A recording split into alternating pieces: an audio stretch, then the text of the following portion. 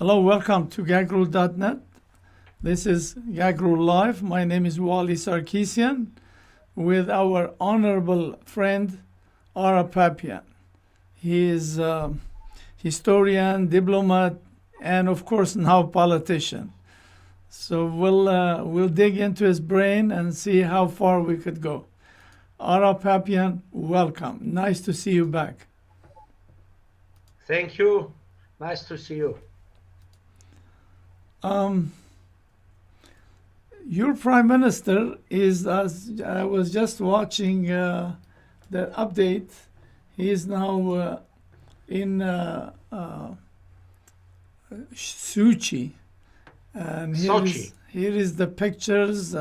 He's so much in love with Aliyev, he can't take his head off of him, you know.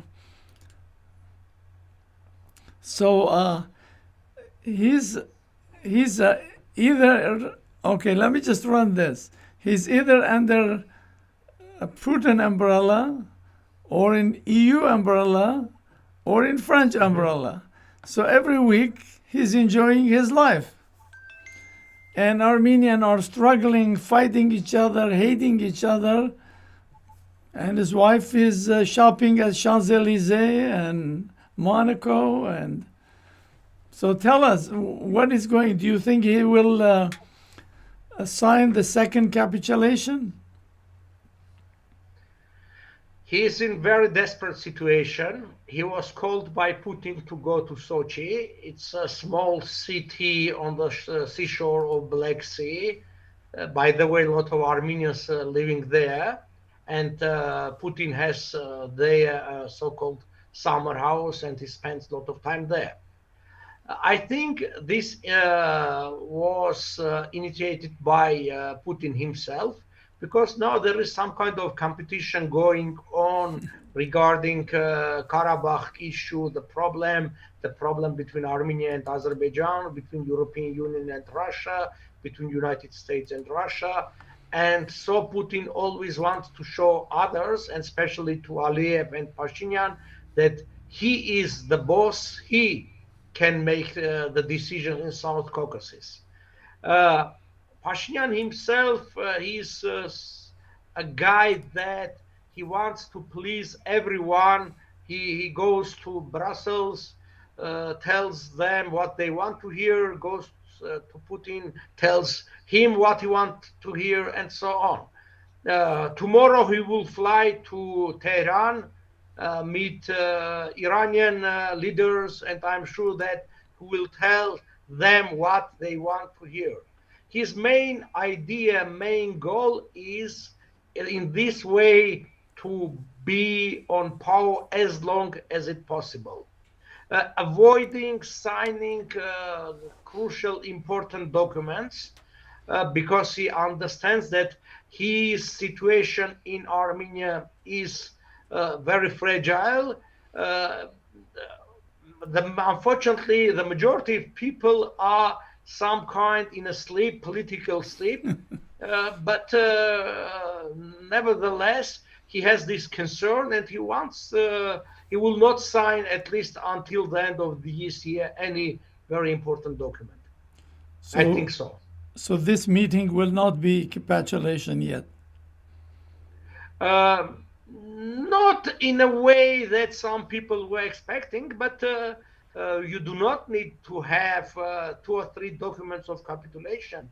He has signed the documents on November 9th, 2 years ago, and people do not want to use this word, but in essence, these documents gave to Azeris much more than even was their expectation, because they could, during these 44 days of war, could so-called liberate 3,500 square kilometers.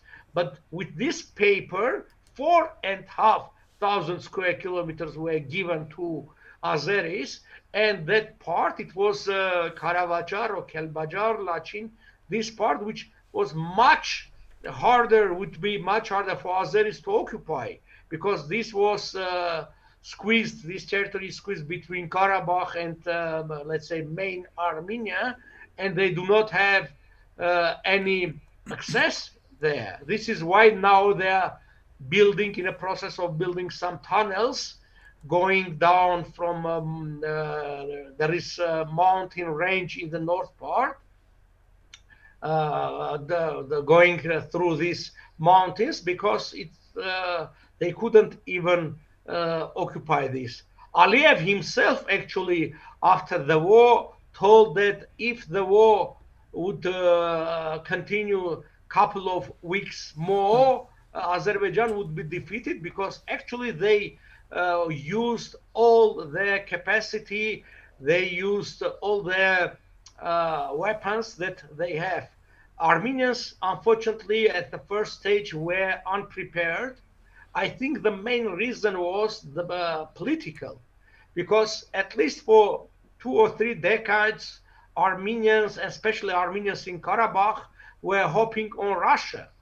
Their understanding was that Russia, Putin, would not allow Azeris to wage a war. If even the war will be, it will not continue more than 2 or 3 days. And so why to waste money? Why to pay big money for the weapons? We can pocket this money and buy less. Unfortunately, we saw that all their calculations were wrong, and they lost, and we lost the huge territories, vast territories, lost over 5,000 lives, over 10,000 injured, and the moral actually was crushed. Armenian moral, I think, all over the world, because That's of the this worst. That's the worst. Yeah. Yes, and it's very hard to overcome, but it seems that people in Armenia, maybe in diaspora, step by step, now trying to regain their belief in themselves, and to organize or reorganize the army and the statehood. Why is I am the only one believe this war was engineered to fail?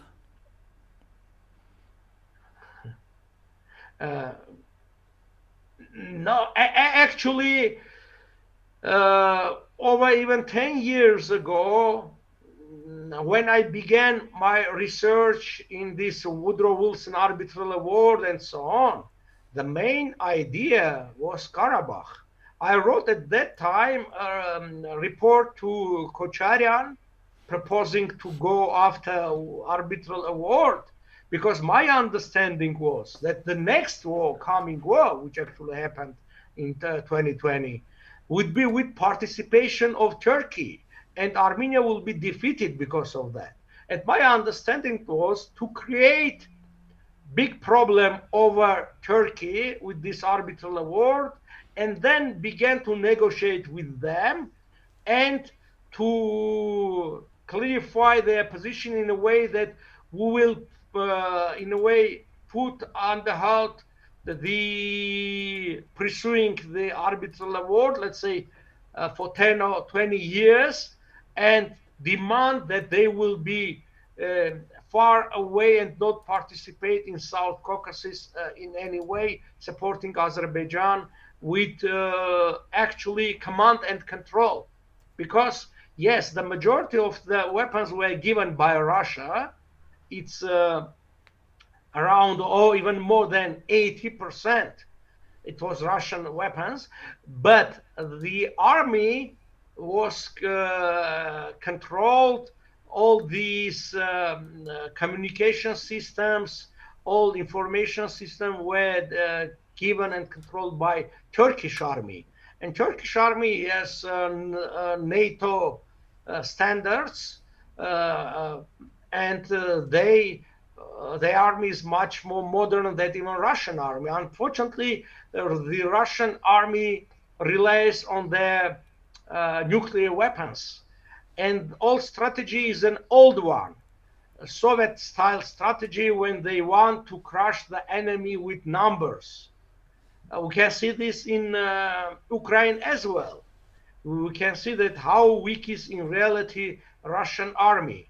And this is one of the reasons that because when you want to copy Russian style army and do not have as much resources as Russia, your army always will be weak. We need, yes, a smaller army, but very good equipped, a modern army with modern weapons, because it's clear that during these 21st century wars, the main power belongs not only to personnel, but mainly to weapons and But equipments. Ara, Russia helped Syria for 11 years. They fought Turkey. You know, this is why I don't believe this war Armenia lost because of military equipment.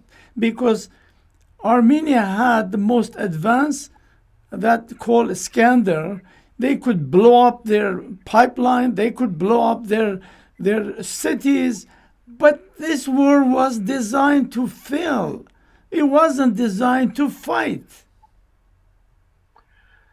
Oh, okay. When we compare with situation in Syria, okay, they have Assad, and you see, the leader in Armenia was never focused to win the war. Exactly. His understanding always was, because he's from this Ter-Petrosyan, Ashot-Belayan school of thoughts, that, okay, if we have problems with Azeris and Turks, if we give Karabakh to Azeris and nullify all our claims against Turkey, why they would have any reason to be hostile towards Armenia, which is totally wrong, because they see Armenia as an obstacle between them. And now it's clear that after gaining Karabakh, they go after Jermuk, Kapan, There is no Goris. end. There is no limit. There is no limit. I'm sure. Yes, I do agree. And this is the case. And by the way, many people, including me, were telling this, that this is endless game, because their ideas, the main idea, Turkish idea, is unification of Turkic people. Yeah. We know there is an association or union of, first it was called Turkish speaking people, now it's called Turkish states. The countries, former Soviet countries of Turkic people are there, Azerbaijan, and last one was held in Baku. And by the way, even Lavrov, Russian foreign affairs minister, asked why we can't not join. We will join because we are also a Turkic state. We have around 30 million Turkish-speaking people. Yeah. In this way, 30 million is much more than living, let's say, in Azerbaijan or in Turkmenistan or in Kyrgyzstan. This is, I will say, let's say, the main reason was that there was no desire to win the war because of this main root, fundamental wrong understanding of the situation of the history by Nikol Pashinyan and his clique. Second was that there was too much expectations from Russians, and they never met all this, because now we can see that Russians' interests are similar with Azeri-Turkish. They want also to, why Russians are more interested to open a corridor, a passage through Armenia, Zangezur, Syunik to Nakhichevan and further. Yeah. Because Russia now wants to overpass this Western blockade that imposed over them, and they want so-called, it's called secondary imports, to import from Turkey Western goods and to export Russian gas, natural gas, through Azerbaijan pipeline to Turkey, saying and calling this Russian gas as an Azeri gas. And Azerbaijan had signed a couple of months ago a new treaty with European Union, an agreement to double the export of gas to European Union. Even everybody knows that they do not have enough gas to double, which means they will import the gas from Russia. Yeah, yeah. The Turks are smart. Whatever you like it or not, they are smart, and I strongly believe, whether you guys believe with me or someday history will say, Pashinyan was recruited by the Turks to do. This is a psychological warfare Pashinyan played in Armenians, and I don't know, because when I see, like, since 2000, I created the gagrule.net. We concentrated on Turkey, how Turkey works, how Turkey manipulated Iraq, and all that stuff. I do not believe that this war was to fail if was not engineered to fail. But this is my opinion.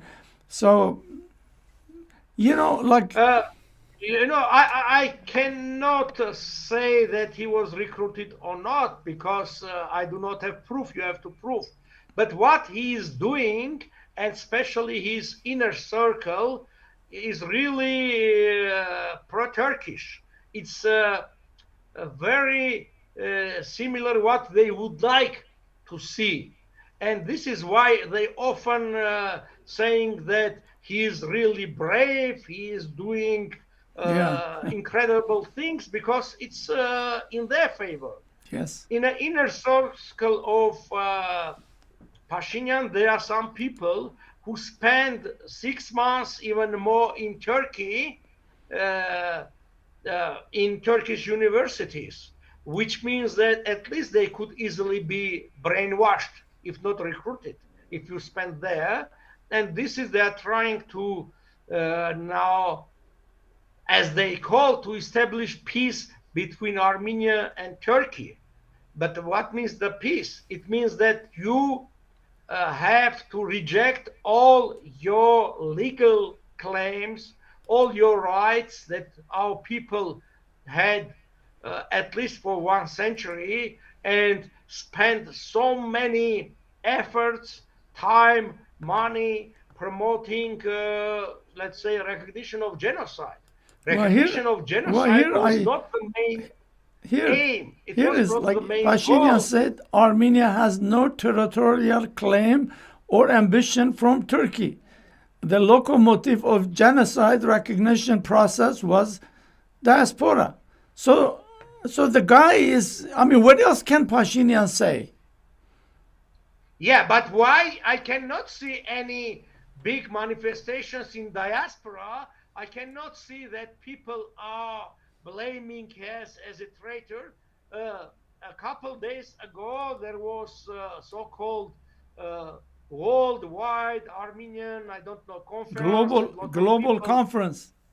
yeah, a lot of people from diaspora came and they were speaking in favor of Pashinyan. And so why they did not ask, saying, Mr. Pashinyan, we spent so many time, money, efforts.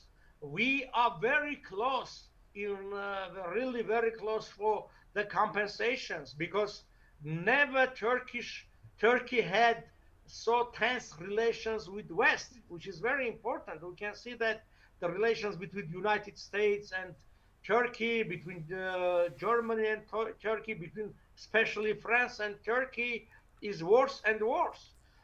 They are giving weapons to Greece. They have new contracts with Cyprus, and so on.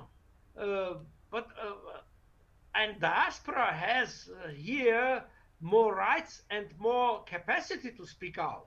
Yeah, but You see, they are screwing up diaspora too. This was like a fake diaspora he created. Remember, when he came in power, first thing he did, he closed Ministry of Diaspora, and this what he did. It's a what do you call it? Fake conference, fake diaspora, because this is again is the Turkish things. Turkey trying to create a diaspora that would support Pashinyan, afford all that stuff. So this is a psychological warfare the Turks and Pashinyan is creating, but Armenian, neither in diaspora, neither in Armenia, understand this. You see, our political force, National Democratic Alliance, we always spoke against his policy. We are holding rally manifestation each 2 weeks, speaking about this policy. Myself, I am giving 2 or 3 interviews per day. Per day. Today I gave before this two. Tomorrow I will give another 2 or 3. Next day I already what I have. But for Armenia, it's very hard. Many people in Armenia are really afraid because they see speaking against all this, they are creating for themselves problems. Yes. Pashinyan spoke about democracy, but in reality, he goes, or his team, his people go after people who have jobs in let's say state structure, or they are teachers, they are doctors, which means the employer is state. I can speak more freely because okay, in a way I am not dependent on him. I'm not paid by his, and I have some economic independence. But many people do not have this. I It's think very hard. you're This is why I have. you are Yes. absolutely right. I think he scared hell of the people. Some of them he threw them in jail, and he created this vicious police, Azerbaijan Turkey style, and he put all these people in charge. And I think, and then he's banning anybody from outside speak. He's banning them, and so basically he's turning to an Azerbaijan-like country as dictatorship, and and maybe you're speaking out, but majority of the Armenian are fearful now. Yes, you see, even against me and my friends, there was a criminal case. We organized a rally on November 11, 2020, against signing his this so-called declaration, which is in essence is Yeah. capitulation. And for 1.5 years, I was forbidden to go out. I couldn't leave the country, Really? and I have a lot of things to do, to meet my friends and so. And finally, when we put very strongly saying, okay, let's take this case to court. If you want us to put in a jail, let's put in a jail. Why you opened a case for 1.5 years and doing nothing? Just uh, if you're under investigation, you cannot leave the country, you cannot do many things. This is kind of pressure over the people. Yeah. I do not have, let's say, but many people had to go. I mean, I think my losses were moral. My grandchild was born. I couldn't see him for over the years. It's some kind of moral suffering. But many people needed to go abroad for medical issues. That's Varujan Avetisyan, who is in jail currently. He has really poor health, and his health and even life is under the danger. And people from diaspora wrote a letter from Germany. They spoke to some hospitals that they are ready to take some tests of analyze his blood and so, because in Armenia they try to find out what was the reason.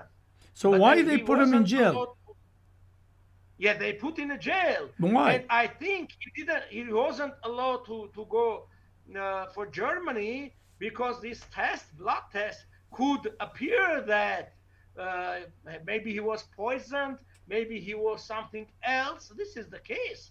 And now in a jail, and God forbid, if he has some kind of crisis in health, some kind will happen in jail, possibly he will not survive.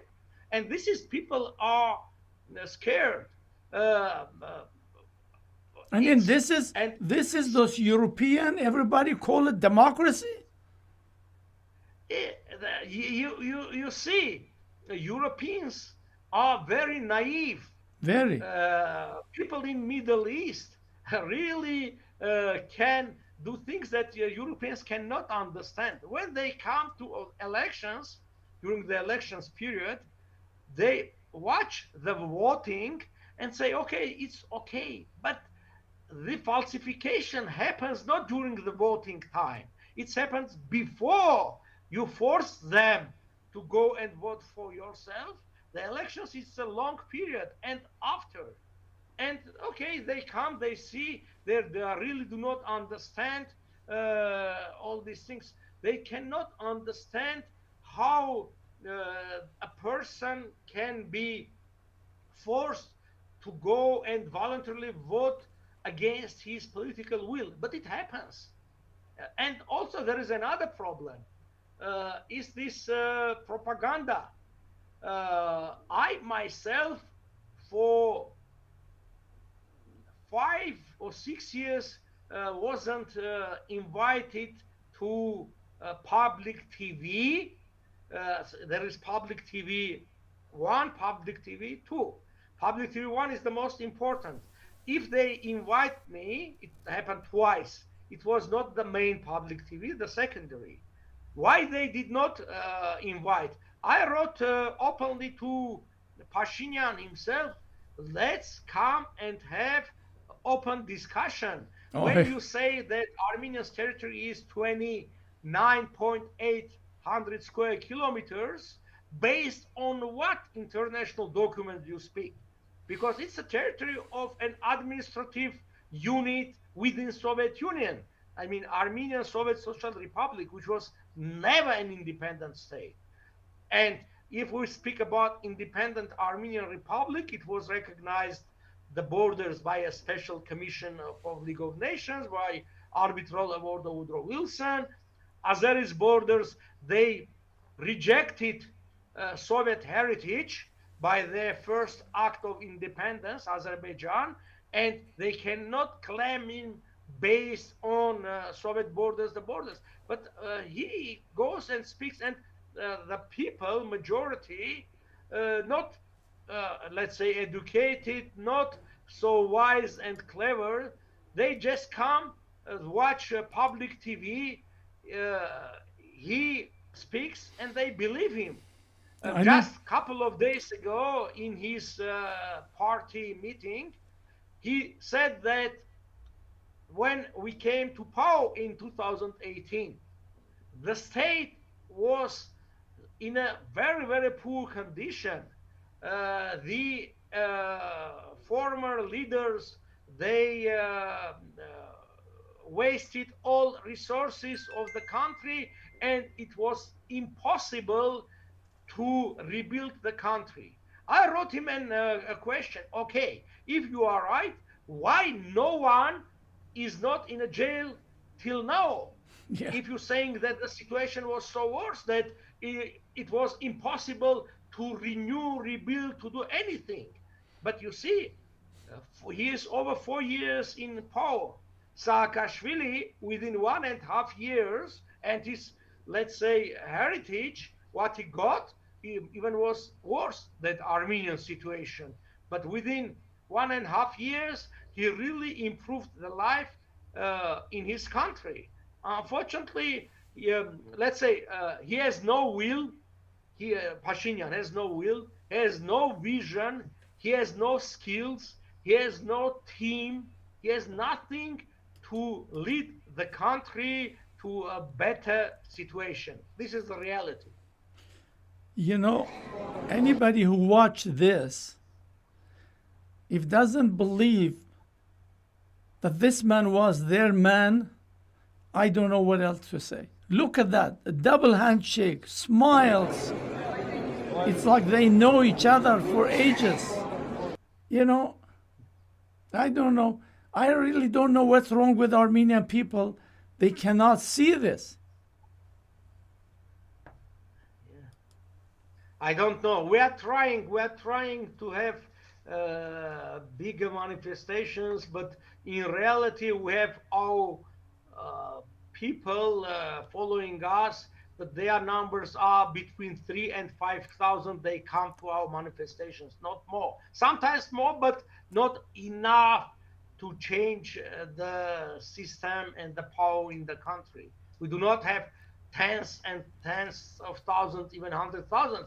But people, the problem is that they do not understand that this will take them to a new war, which could be even worse than 44 years war. And we can lose Sunni or part of that. And this totally will put Armenia in a pocket of Turkey, because the only way will be out through Georgia, and we know that Georgia is effectively controlled by Azerbaijan and Turkey as well, because there are so many investments there and so on. You know, the problem is all of you, because Pashinyan have created this hatred, his divisions. So, for example, Papyan will not go talk to Kocharian because, well, they are former, they are corrupt. Others don't talk to others. And so, you know, you do your 3,000-4,000 people, they do their 20,000-30,000 people, so you get nowhere. If you guys create a liaison, Papyan doesn't have to go, or I shouldn't say Papyan, I should say Bever, should not go shake Kocharian, Sargsyan, all those people hand. But they could unite, start this protest on a separate way. They don't have to be with each other. You know, like in one side. But what will happen after Pashinyan will go? Well, then you could have an election. Then you could have some system in a place. You see, the main problem is that Kocharian and Sargsyan, they are Russian people, and they are no better than Nikol Pashinyan himself, because we see our vision is that Armenia can survive with support of West, not with Russia. Kocharian will totally put Armenia under Russia, and it will become part of Russia. I do not want. For me, if I will compare, for me, I will prefer Nikol than Kocharian, because Nikol is an idiot, and it's easier to overcome an idiot than Kocharian, who is Russia's man.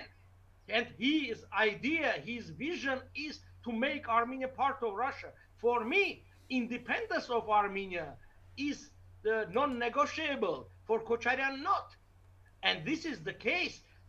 Yes, we lost for now Karabakh, but I do not want to lose with Kocharian the rest of Armenia. By the way, Kocharian is and certain are as much guilty for the defeat in Karabakh as Pashinyan himself, because on the paper there were billions and billions of dollars we spent. I, as a taxpayer of Armenia, was giving to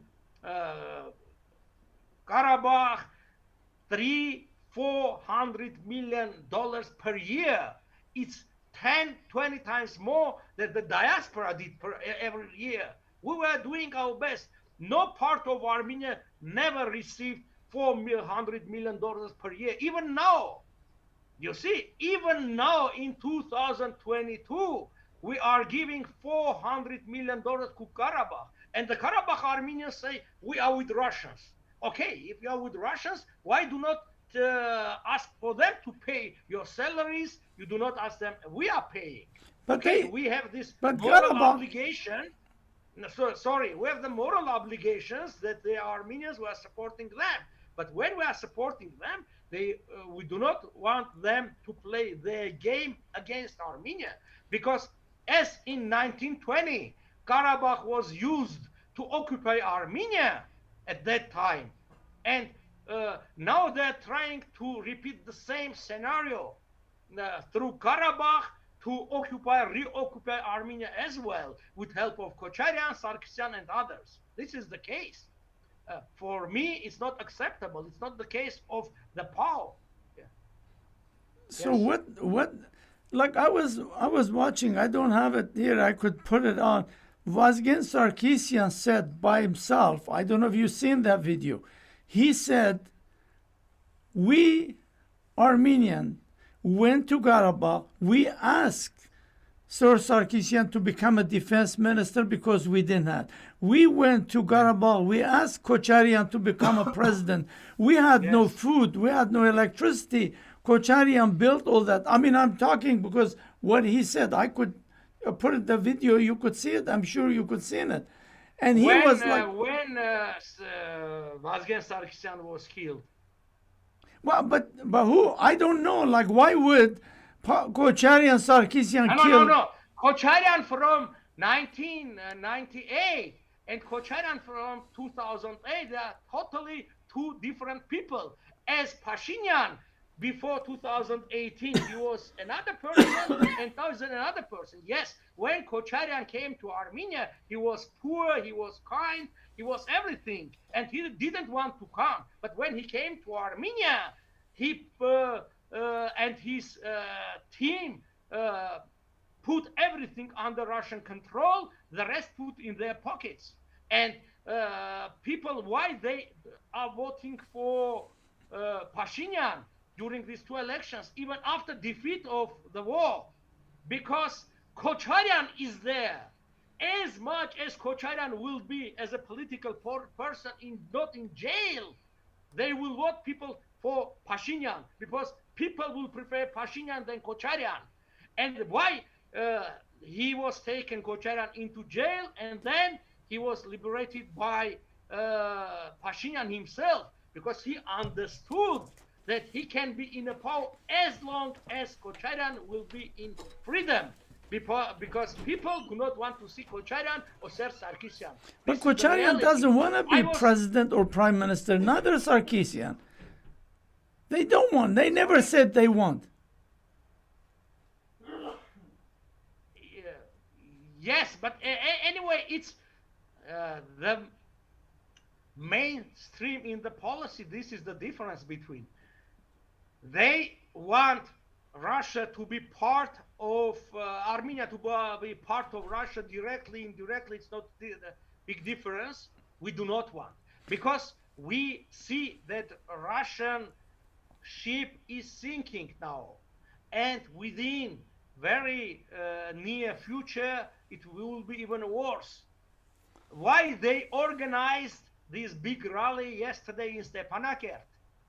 It was a pro-Russian rally. Yeah, but Russia, like Ara, my friend, Karabakh has no choice. They were handed to Russian peacekeeper. What choice do they have? So their choice is to ask Security Council to send to them really international peacekeepers. What they did during the war, the Europe says people from Norway or somebody to come. Pashinyan said no. Okay, Pashinyan said no. Let's people in Karabakh, let them say yes. But they really are so naive, people in Karabakh. They really think that they will be pro-Russian, and then they can ask some kind of support from Europe or United States. Do you think that people in politics, in high echelons, they are idiots? They will support ally of Russia, who is the main enemy of the West. Okay, they have no choice. They have to understand that their choice is even Russian choice is worse, because Russia will sell out them for sure. And this is but also another problem. If what will be with this peacekeeping situation if we'll have an turmoil, upheaval in Russia within a couple of months or after half a year? Who will protect them? Well, it can be And I'm sure that it can be after defeat of Russia. Why? Uh, I asked congressman, woman, a couple of months ago when we were at ANC, yeah. and I said, what happens situation if tomorrow Russia needed those soldiers, take them to Ukraine? Will America help? They said, we don't know. So, Sure, they are right.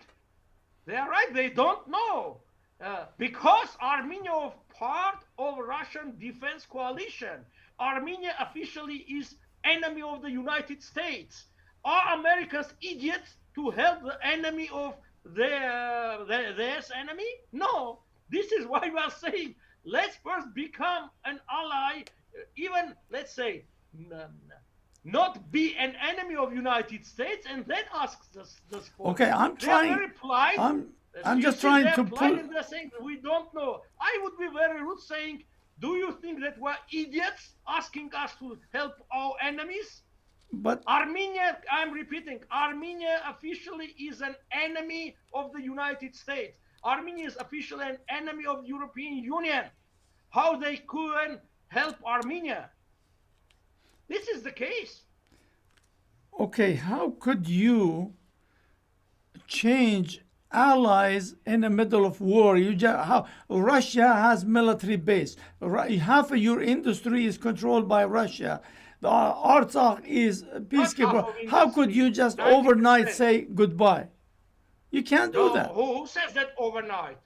I never spoke overnight. I never spoke overnight. It's possible to do. Even in Tajikistan, they invited a couple of months ago American military instructors and held military games and so. Why we couldn't do this? We can. I mean, the military base can stay there. In Kyrgyzstan, for years, there was a U.S. military base and a Russian military base. Meanwhile, next to next, it's possible. This is the case that they also we can at least stop our participation in many things that are against our interest. You are saying we cannot even buy weapons from other countries because we are part of this Euro-Asian economic union, and if we will buy, we have to pay 40% taxes, duties over them. And the money will not go to the pocket of Armenian Republic, it will go to Moscow. People living in United States do not know that we do not have any now customs that belongs to Armenia, and it all belongs to Russia. We are getting, when Pashinyan says that okay, when the trade will be greater, our income will be greater.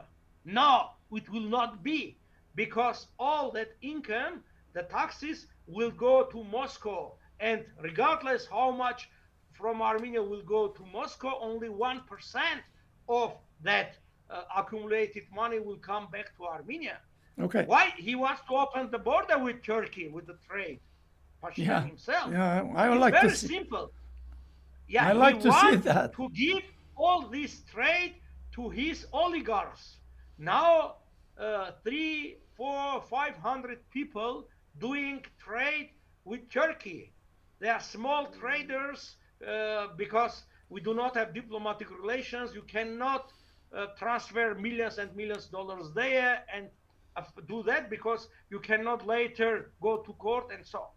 If you recognize each other and sign treaties, then 4 or 5 people who are close to Nikol Pashinyan will, within half a year, will take into their hands. We have the trade is 300 million per year with Turkey, at least 200, 250 million, and we'll have another hundreds of people. They will lose their livelihood because they are surviving doing this trade.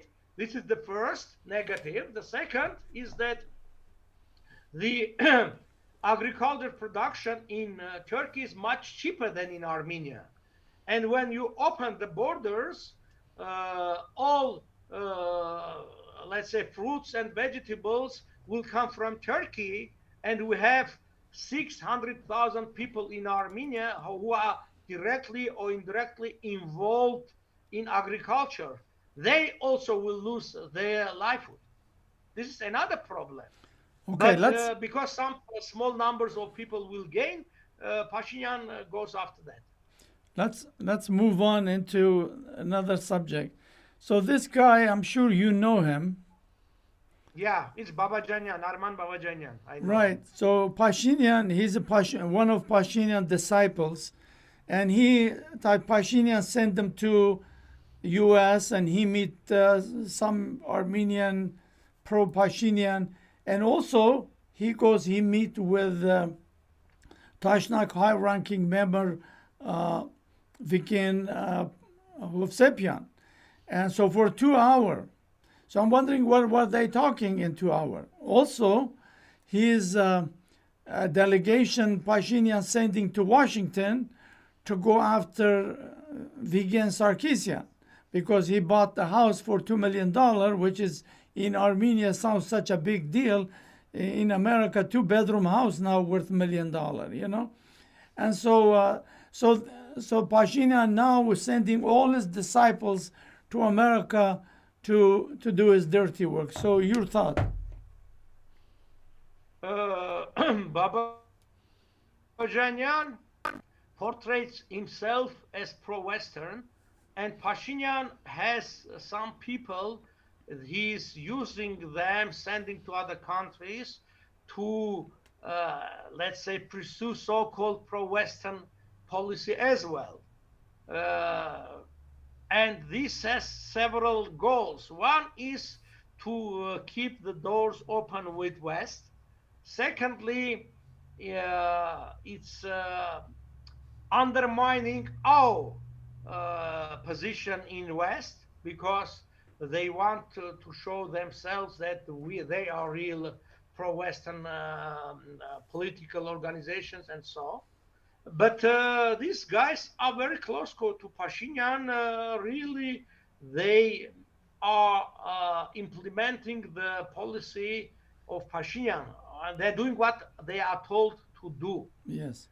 Meeting with Dashnaktutun, okay, because uh, uh, first of all, Dashnaktutun in California now has problem of the main part of Dashnaktutun.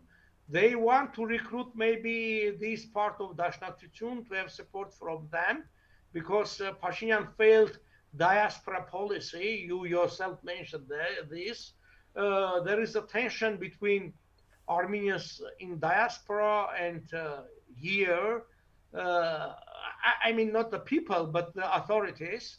I myself several times proposed to change the constitution done by Sargsyan, where it's clearly written that if you have dual citizenship, you cannot hold any real high-ranking position in Armenian state. You cannot be member of parliament, you cannot be minister, you cannot be so many things, which makes millions and millions of people out of Armenian life. Because even Armenians from Armenia that left Armenia and always were citizens of Armenia, because of their, let's say, Russian or American citizenship, they cannot participate in political life. I mean, we cannot have in our list, let's say, during the elections, any person from diaspora. And this is kind of unification.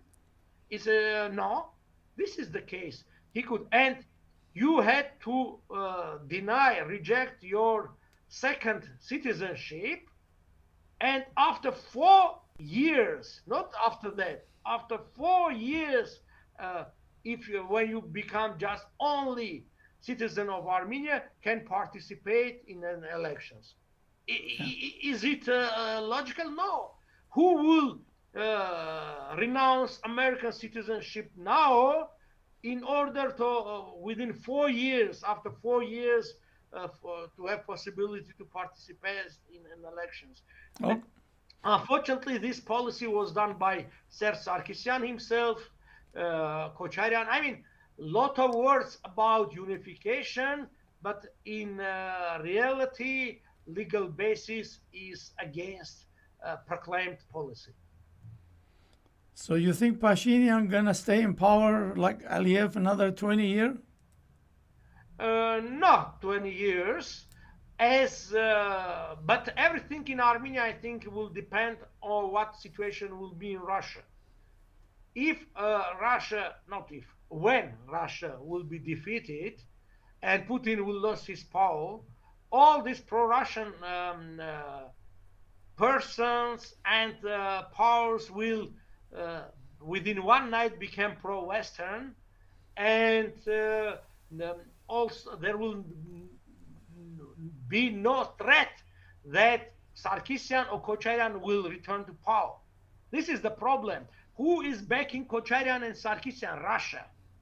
Armenians do not want Armenia to be part of Russia. They are against Kocharian and Sargsyan. They, until, I am repeating, until they will stay in politics, Pashinyan will stay prime minister of Armenia because of Kocharian and Sargsyan. But when Putin will lose power, Kocharian and Sargsyan will lose possibility returning to power. At that time, Pashinyan will lose his power as well. Well, I think I'm sometimes good in predicting stuff. I think Pashinyan gonna somehow figure out signing this peace treaty, and I wouldn't be surprised. He call election, tell the Armenian people, because you just put it, he's gonna say, well, I am a peacemaking man. Kocharians are warmongering, all those other parties, and he will be re-elected again. He comes in power, and he will continue for forever. This is my prediction, and then I wouldn't be surprised that they will give him, both of them gonna get Nobel Prize, these two criminals, and don't be surprised because Europeans are good into this crap. We'll see. I do not think so because Putin will not survive too long, and after Putin's dismissal, everything will be changed within Armenia as well. All right. So let's see. Let's see those two things. Which one will happen first? Yeah, but Yeah. it's. I think Armenia is in big trouble, and you guys are divided, and I just don't know how Pashinyan could be removed. I really don't. I told you how. What? Sargsyan and Kocharian, they say that we are out of politics. We are going back to our Karabakh. We live there. We support Karabakh. They are taking with them all their people that came from Karabakh, all the money they took from Armenia, rebuilding Karabakh, and was supporting them to rebuild Karabakh. And after that, when Armenia will stay with new politics, at that time people will find who will replace Nikol Pashinyan. Until, I repeat, until they will stay, nobody will vote against Pashinyan. And then you were talking about diaspora. So if diaspora come, because I could imagine this from your conversation. So if diaspora one day came and they become minister things, and then Armenia will say the same thing. Those diaspora come and took over our country, right? Same thing as Karabakh. If a diaspora in Armenia will come and become minister, and who will take from Armenian budget 5, 10, 100 million dollars, sure I will be against him. Not because he's from diaspora, because he is theft. This is the case. What the difference? He's from Armenia diaspora or Karabakh. The problem is not that they are from Karabakh. From Armenia, from Abovian, from Kavar, from other parts, also a lot of people, the criminals are. But I am saying, you were asking about how to change and replace Pashinyan. I am saying the main problem is people do not want these two people to come back. This is the problem. And Pashinyan knows this. Pashinyan knows this, and he is using and misusing this. But I am saying that they have to go to Karabakh. Yeah, if they are really patriots, they want to support Karabakh. What they are doing in Yerevan? Karabakh is in danger. That they have millions and hundreds of millions of dollars. That's why we have to ask diaspora and local Armenians to donate $100, $50 when both of them can easily donate hundreds of millions without any problem, without any. This is the case, and the money. It's not that let's say the money is built on blood. This is another issue. This is the case. We want to support Karabakh. We want to have stronger army. Let's them spend half of their, let's say, money that they took from the country on the same country. Why not? Yeah, but But Armenians. there was a Poroshenko prime minister in Ukraine who had this big candy factory, chocolate, and so on. Okay, he spent tens and $100 million buying weapons for Ukraine army. Even this guy Zelensky is against him because he's supporting his country, his army. Why are these people didn't? You are saying that okay, $2 million is not big deal in the United States. I do agree with you, but how a person who always was a part of government, had never had a business, can afford to buy and to pay $2 million? I myself, for 20 years, was in diplomacy, and I was one high-paid people in Armenia as an ambassador, as a diplomat. I barely bought two-room apartment in Yerevan. How could I pay and buy $2 million property in the United States? Yeah, Which but means it's not clear, it's not clean Ara, money. Ara, in United States, people don't buy them. In United States, you put $10, you could buy a $50,000 car. It's everything is loan. It's a mortgage. So he probably bought 2 million. He probably put in there maybe No. $50,000. The documents show that he paid $2,050,000. Okay, well, we'll see. Let them investigate.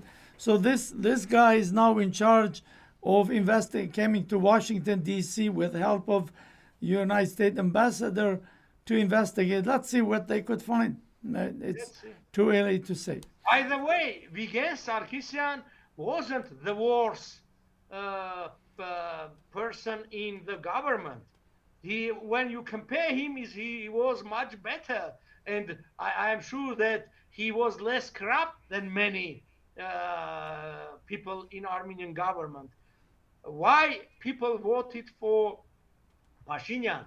Because he promised them that he will stop the corruption and to take back the money. Unfortunately, we can see that the corruption in the same way goes on in Armenia. Let's say deputy chief of Pashinyan's staff bought a house in the United States, paid the same amount there. Why nobody investigates him? Because he's from team of Pashinyan? This guy, Beglarian, as I remember his surname, he's deputy chief of his staff. This is, if you really want to change, you have not to make any difference for you. Is it the guy from you? If you the guy has to prove. I'm surprised because when you go a bank nowadays and want to transfer $20,000 somewhere, they always ask the origin of the money. Not How even possible 10,000. Never mind 20,000.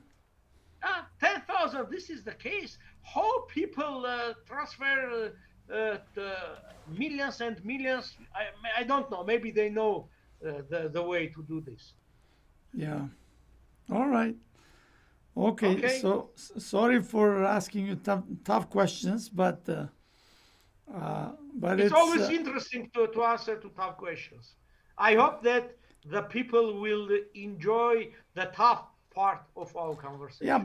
because that is the whole idea, you know. But if I sit here all day, compliment you, say, "Oh, you're great, man. You're this," that's not interview, you know. I don't see it. Yes, Now, I do last agree. things I wanna say is, can you in Armenia have a conversation of Pashinyan supporters without they insult Well, you? you see, several times we organized, I mean, saying we, I mean, myself as a person and the Bever as a group, some conversations over some issues, over Wilson's arbitral award, because a lot of them speak against. I told them, okay, come and speak, tell your arguments, I will answer them. Nobody came. Uh, Even some people from opposition were present there. Let's say in opposition, we quite often holding some conferences, meetings, we have them, but not with supporters of Pashinyan. They do not come. Let's say tomorrow I will go to a discussion on TV station, one of the TV stations. uh, they have people from opposition will be present there as well as me, but they cannot find from Pashinyan's team because they want.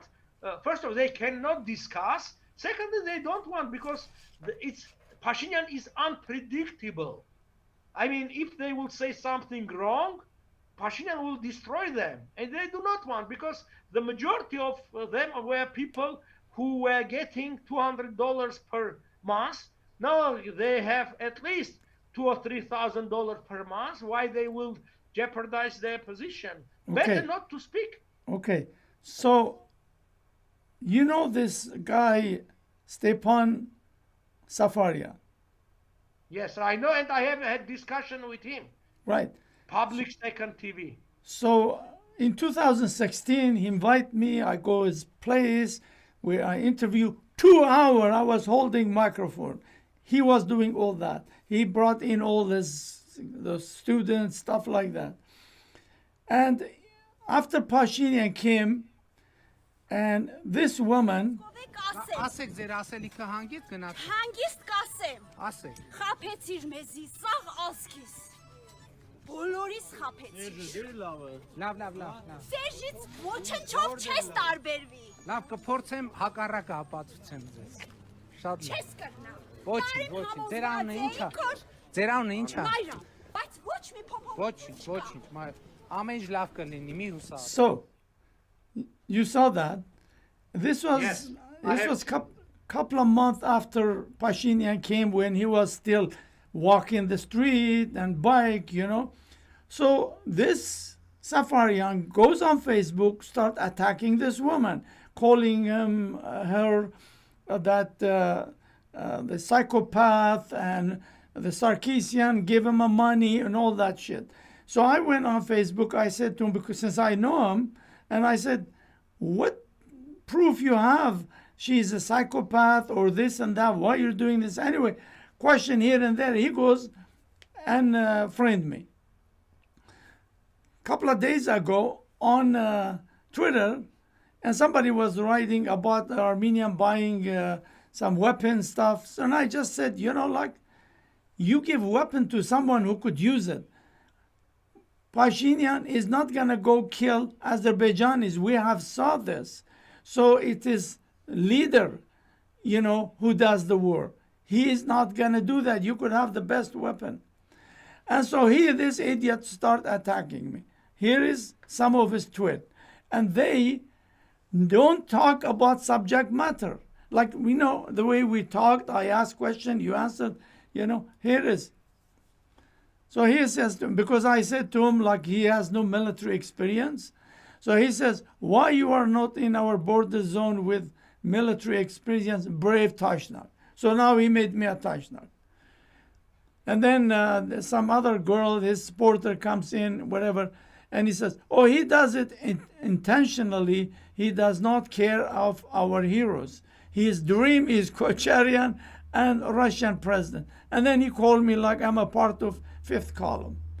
And then he goes on, you are hidden Kremlin agents. You know, like an idiot. Like you are supposed to be an institute of security, and also he called himself think tank, whatever. You use those language? What I can say, this is the unfortunate situation now in Armenia. Yeah. You cannot, By like the I way, see, like if, many people, think tanks, who were very critical and rightfully critical against Kocharian and Sargsyan, now they do not criticize the same kind behavior of Pashinyan. yeah. They are either supporting him or just keeping their mouths closed. I do not know why. Maybe they have some expectation, because many of them got some high-ranking positions. Maybe their expectation one day they dream about becoming ambassador and so on. And some of them became. I don't know. This is the case. Yeah, But they never. you see, I want to repeat that the same people rightfully were criticizing Kocharian and Sargsyan, but the same kind behavior, they just keep their mouth closed against Pashinyan, unfortunately. They just don't want to talk about subject matter. Never. I just want one day. I invite all of them. I said, okay, come on the show. Tell me, prove to me about Pashinyan. They will just say to you, you're this, you're Kocharian, you're this, you're that. They never talk subject matter. You can't find somebody. Only I have, you see, unfortunately, the discussion level in Armenia is much lower than it used to be. They are cursing each other, naming, and so on. The main, let's say, blame against me, it's why your sons are not in Armenia. This is because they cannot blame me in the case that I was corrupt, I used or misused the budget, and so on. I'm saying, okay, for several years, you couldn't find anything against me except that my boys are living abroad. If it's something criminal, does it mean that all Armenians, they live not in Armenia, are as the same way are criminals? Yeah. Or what? But this is cursing each other. Unfortunately, is very normal on the pages of Facebook and discussion. And I am sure that there are a lot of false, fake accounts holders that are used by several parties, the government, that are attacking people in this way, and people are tired, they're exhausted of this. Why you have to prove themselves? Or because these are not the people that they eager to listen you and try to understand. No. The idea that many of them are really paid. They are paid to attack people. I mean, for last 3 months, my account was suspending for 1 month, then another month, and it was opened several days ago. I am sure that again they will close my account, just blaming me. Are you talking about Facebook or something? What account? Yeah. Because Facebook, in a way, for me, it's a possibility to speak out. I have over 25,000 followers. I have over around 5,000 friends. It's 30,000 people in Armenia. It's not a small number. And after that, it goes on. And in this way, they just even sharing some kind of statement, they complain, and I am getting this suspension for months. Yeah, we'll talk that off the line because there is lots of Yeah, things it's about 1 hour and 10 minutes. Okay. we spoke. All right. Well, do you want to say something before I finish? Just I'm saying that do not lose your faith in the future of our country. I'm confident that we will overcome all this hardship and Armenia will become really much stronger. It will be a country, homeland for all Armenians all over the world. And I hope it will be part of civilized world which Armenia belongs to. All right. Well, thank you very much, and thanks for people who are watching. And we're broadcasting it on Facebook, YouTube, and Twitter. So we'll see you all. Thanks. Bye.